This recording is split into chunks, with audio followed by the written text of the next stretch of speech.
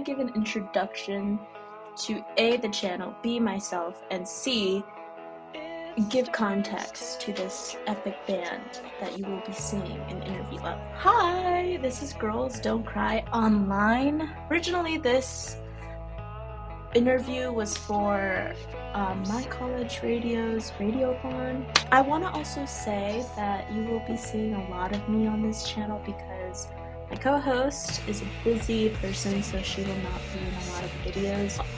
I also want to say my name is Marisol. I don't know if I mentioned that. Now let me introduce and give context to this epic band. So their name is Hello Mary. They're an all-girl band, and they are from Brooklyn, New York. They recently released their new self-titled album, which is really good. I recommend you guys go listen to it. If you're really into like indie rock, grunge, that type of vibe, you will like them a lot. I guarantee it. Well, without further ado, here's the interview with Hello Mary. Hi. Hi.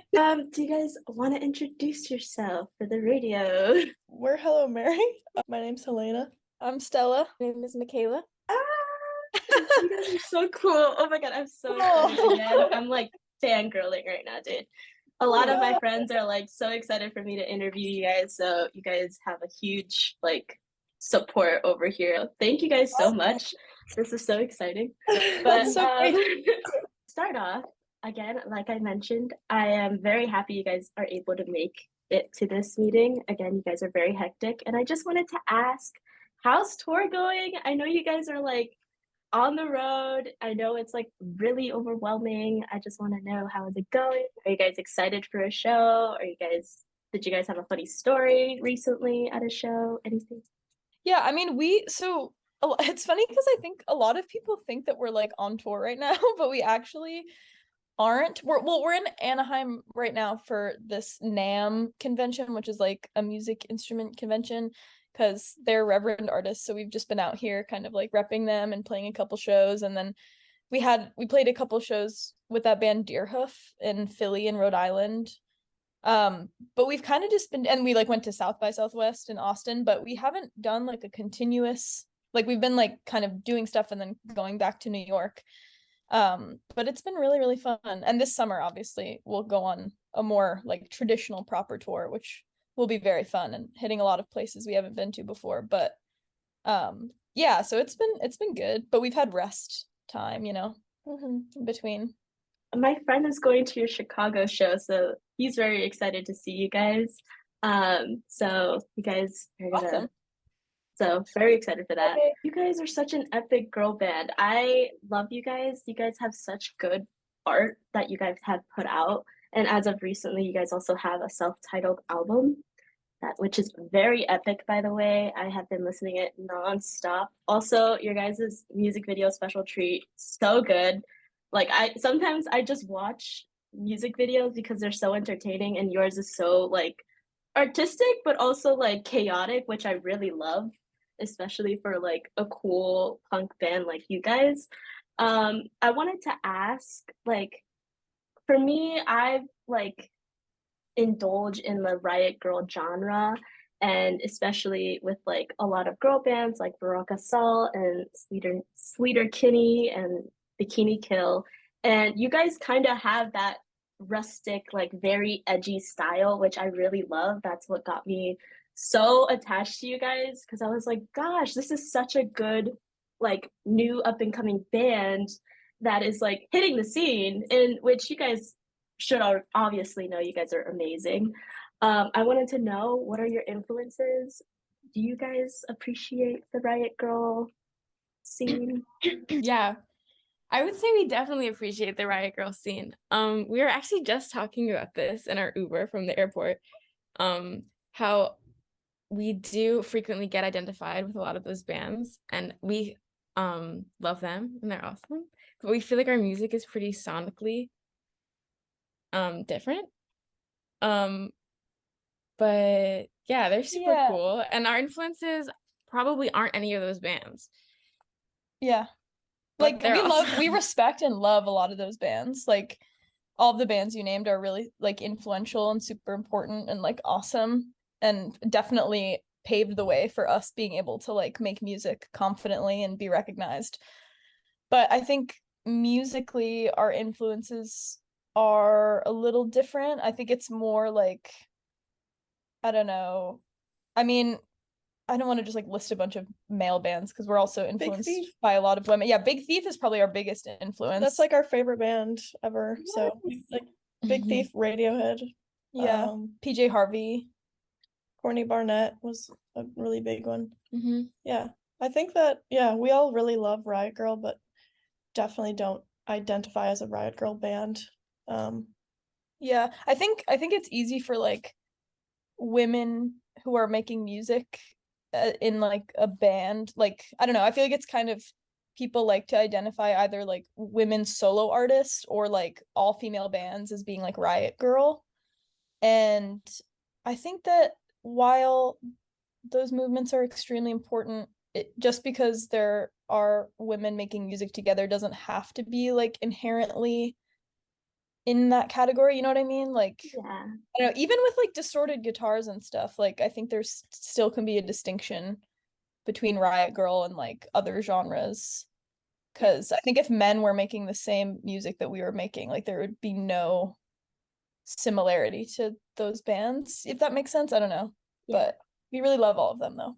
I really like that you mentioned that too, because like that is such a good point, like to not put women in a specific box of punk music just because they're saying these like very raw lyrics. Like you're not taking Nirvana or any of those bands and saying Riot Boy or something like that. Exactly.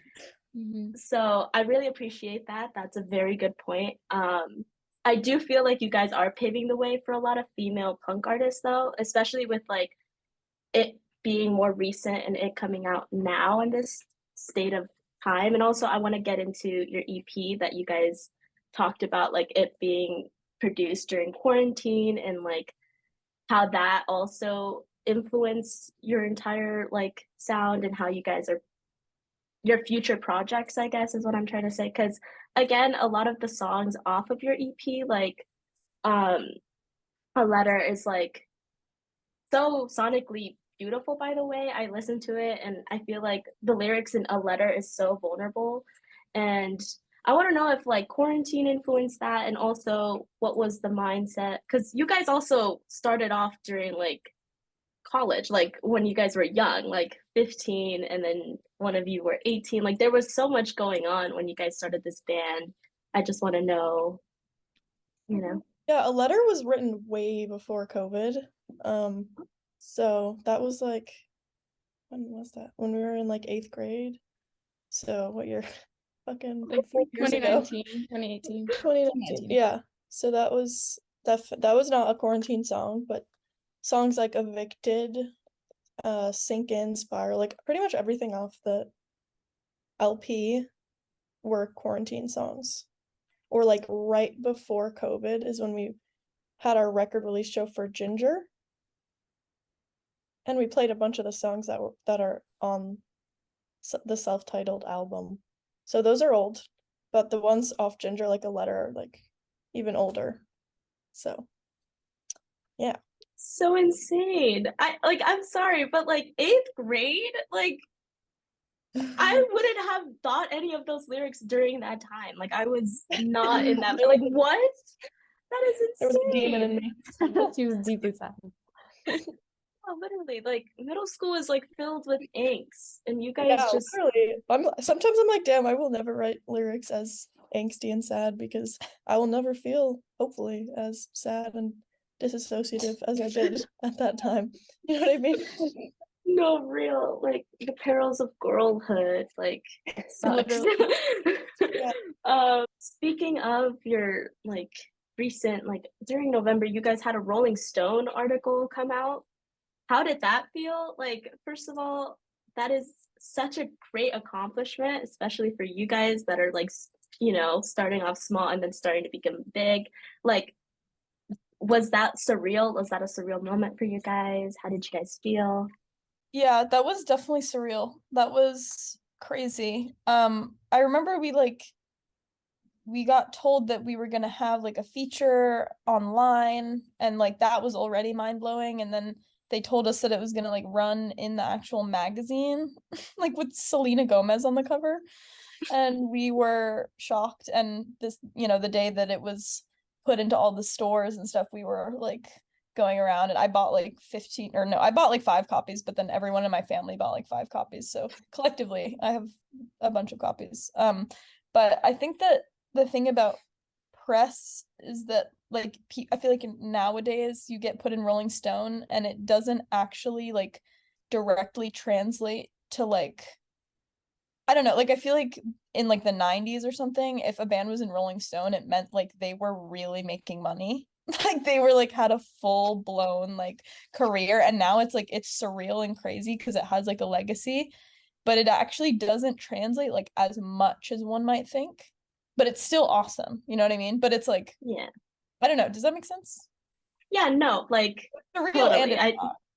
Like it's also especially sad with how like media has taken a turn. So like not everyone's picking up like a Rolling Stone magazine. So it's like as much like you have so many legends that have been on that magazine, but it's still like, yeah, but like can people just like read it, because usually there's TikTok where there's synopses of interviews, and then there's like music reviewers on YouTube. It's just all over the place, so I totally get that, but I also feel like you guys shouldn't downplay it. Like Oh yeah. It's still amazing. I don't mean to downplay it because it's has been like crazy. And if somebody told us like even just like a year ago, like you guys are gonna be in Rolling Stone, I would not believe them. Yeah, if they like featured us again, I would be shocked I'd all be over shocked. again. Exactly. I'd be like, what? No, it's a crazy opportunity. It's crazy. It's very cool. Yeah. are you guys like planning on doing more releases in the future, in the near future? Are you guys working on stuff right now as you're like on the road? What is the process going on right now? Yeah, we have a bunch of new stuff that we just need to like flesh out as a band because we've been so busy with shows and being out of New York that we haven't had a time to really write together. But we're figuring out. Yeah, I don't know. I feel like it'll come out eventually. Yeah, I feel like we've all been doing like our own writing like remotely, Like I don't know. I feel like because Michaela goes to college upstate and she's been messing around with like, I mean, I don't know if you want to talk about, I don't know. She's just been messing around with like cool like computer programming and like different like sampling and stuff. And there's like making like a guitar pedal and like crazy awesome stuff. And then me and Helena have been like writing songs acoustically and like meeting up when we can to write. But I'm really excited for like the three of us to get in the practice space and really like, I don't know, flesh out these songs because I think they're gonna be awesome. I think the next album is gonna be pretty cool.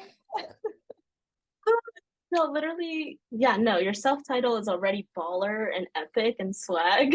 So I totally have hope for the next one. I bet you guys are gonna blow the self-titled one off the water. But also, Michaela, you're in college. Like, how are you handling this? Because I am already like struggling over here with my radio show, and you're on the road doing all these epic shows. Like, Helena's in college too, and Stella just graduated college. She was in college for a long time. I don't know, it's tough. We have to miss a lot of school, all of us. Yeah. Yeah. yeah. But making it work. Making it work though. Well, if you guys don't mind me asking, what was your majors? I graduated with a major, well, I majored in anthropology. I have a BA in anthropology, specifically linguistic anthropology. Ooh. So yeah, I don't regret it. I like having it. I'm a computer science major. Oh, holy crud! That is like STEM core. Or AF. She's smart. I don't know. I'm like gonna leave school after this year, but I would have been learning about music business. So I already know. I already feel like I've learned more just being in it than I would have. I feel What's like your I major? Yeah, what's yours? I'm a philosophy major. Nice. Yeah, so we're thinking as a Yeah. major. That's fire. Wait, what? I'm a freshman. Nice. Okay. We're freshmen. Uh, no, that's even crazier that you guys came up with so much good music. And here I am, like, you guys are so cool. Again, I'm fangirling this whole interview, so I'm so sorry. It's cool that you like understand it and like it. Like that's really awesome. You know? I have a very diverse palette. So like, I wanted to ask you guys, like, because with this new like self-titled album, did you guys have any inspo for like what you guys wanted to put into the project? Like, what was the themes like for it? Like, did you guys have any like theme for the whole album? I don't think that there was any like theme going into writing it. I feel like it really was just about like making the individual songs good, you know? Because if the songs are good, then I feel like that's the basis of being a good band. So it wasn't really like a concept album or any sort of like, let's pick something and work off of this. But I think that because a lot of the songs were written during COVID, there was just a lot of anxiety and a lot of discomfort and a lot of, I don't know, just like feeling trapped and like physically and mentally. I think, you know, COVID was a depressing time. And yeah, so I think a lot of the songs just have that naturally, but it wasn't like a decision, you know, for the whole album, if that makes sense. No, yeah, like I give kudos to you guys because again, I feel like everyone in the world could say that during quarantine, it like was a transformative year for everybody. Like so many people changed during the time of being in COVID and like quarantine. Like it was like a 2-year process. Of course, people change. And also since there's so much isolation that comes with being in quarantine, there's just so much like in I would say like dark thoughts that then start to emerge because you're alone all the time and a lot of self-reflection. So I give you guys so much kudos for pushing through and being able to like collectively come together and do this amazing album. Like especially as a fan, and I could say for all my friends who are big fans of you guys, we're so thankful for you guys for doing that because we love this record. It's so good. I have been listening to it nonstop. And I'm just very appreciative that you guys were able to do that. Again, thank you. So sweet. As it's coming to the end of the interview, I usually ask my guests the last question, which is, what have you guys been listening to, like individually? What have you guys been putting on, either on vinyl or on streaming? Like, what have you guys been listening to? I feel like we're all gonna have kind of similar, like there's gonna be some overlap. So one of the main things is this band At Symbol. Like it's just an at. They're from Philly. They just have like that one record out. What's it called? Mind Palace Music. Mind Palace Music. Amazing. I know we've all been listening to that. Yeah. I've been listening to a lot of Jockstrap. I know Michaela has too. Yeah. And what else? You guys want to I feel like the At record has been like the biggest thing I've been listening to. I've also been listening to this band Teeth. Teethe. They're from Texas, I believe. Saw them at South by. They're like friends of friends and they're really sick. They're like slowcore, like shoegaze vibes. They're awesome. I've listened to Deerhoof, always great. Yeah. I recently have been revisiting Spiderland by Slint. Oh yes. Yeah, so good. Classic record, but I've for some reason just been really getting back into that. And like Unwound. I saw them a few months back and I don't know. You should check them out. I don't know if you know them, but they have a female drummer, Sarah Lunn. She's fucking awesome. Oh no, I love all those bands. I'm so happy you guys have like also like Jockstrap, Unwound, Slint. Like those are some pretty baller epic people, especially in the music scene right now. Not right now because obviously two of them are like, past records and stuff, but they're very influential at the moment. So I would like to thank you guys for taking time to get this small interview in. I really appreciate you guys are helping me and my co-host out. She's not here because she has class, but thank you so much. I really appreciate it. You guys are so great. keep doing what you're doing because you have supporters over here. Please. So yeah, Thank you so much. much. Thank you. Yeah, thanks for You're It's been really lovely. fun. Thank you're you. lovely. Tell all your friends we love them too. Yeah, seriously. It means so much to us to have people listen. Yeah. They'll love to hear that. They'll go over the moon for that. So thank you so much for doing that. Okay, that was the interview with Hello Mary. They're really cool. So please check out their self-titled album and all their other amazing projects that they have released so far. But yeah, that's about it I have for this video. I am still editing the rest of the interviews I have done. So please subscribe if you want to see that. There's like some pretty epic individuals that are going to be featured in this channel, and also hopefully like this will be a regular thing. So yeah, but thank you and see you guys soon.